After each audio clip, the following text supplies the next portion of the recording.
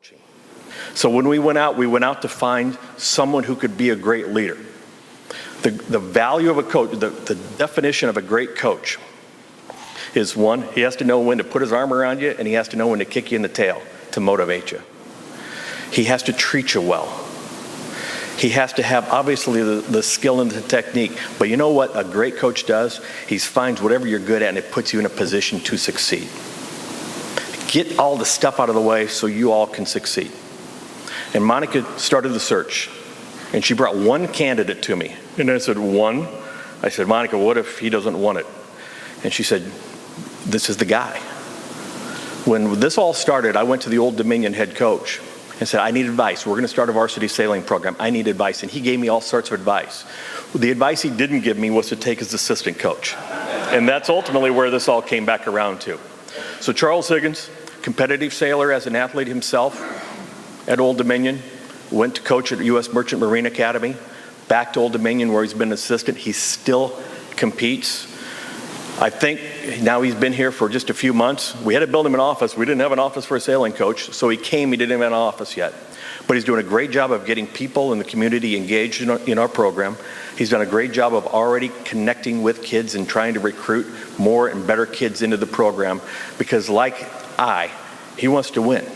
We want to win academically, we want to win socially, we want to win competitively.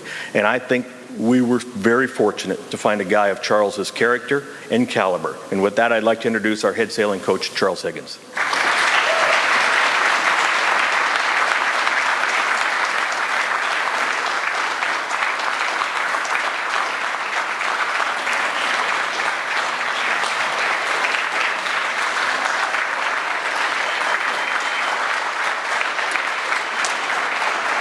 Thank you all.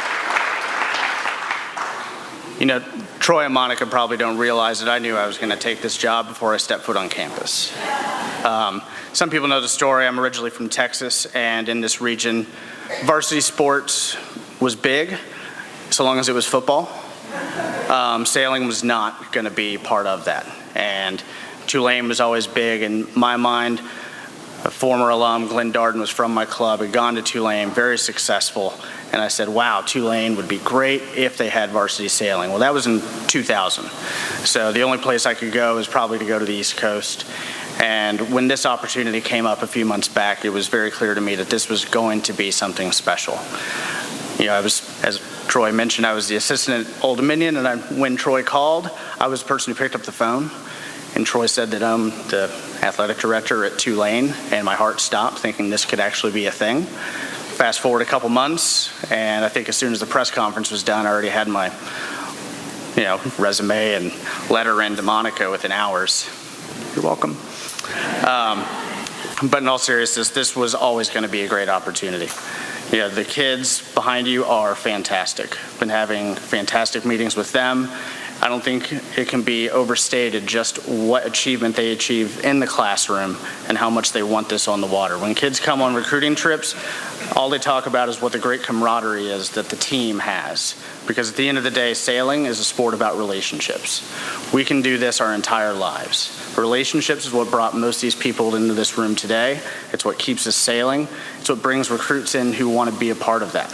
If the team doesn't have that cohesive nature, we're not going to be able to succeed. Having those relationships, building them, nurturing them, fostering them, making it to where they can succeed is really what's going to make everything go forward.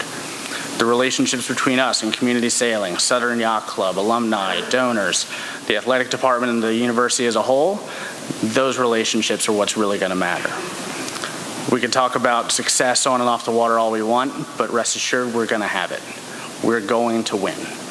I know that Libby had a big goal of being ranked in the top 10 in her lifetime. That is not my goal. My goal is far higher than that. I believe we have people on the team right now who can achieve far higher than they've ever dreamed, and the people we have coming in are just going to push that even further. Troy mentioned some of the recruits that I've been talking to, and it's been going really well. We actually have one in the room right now who's a bronze medalist in the I-420 Europeans, sitting right back there. Hi, Ciara.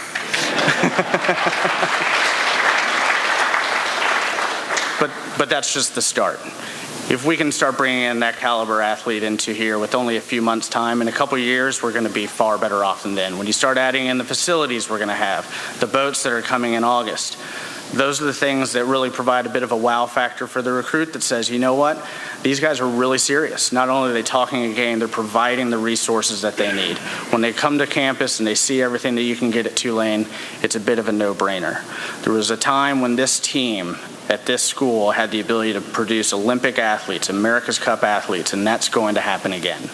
Because when I'm going out recruiting, those are the kids I want, who want to aspire to that, where when they fall short, they graduate from Tulane and go on to do great things and come back into a room just like everyone here because of the relationship they've had along the way.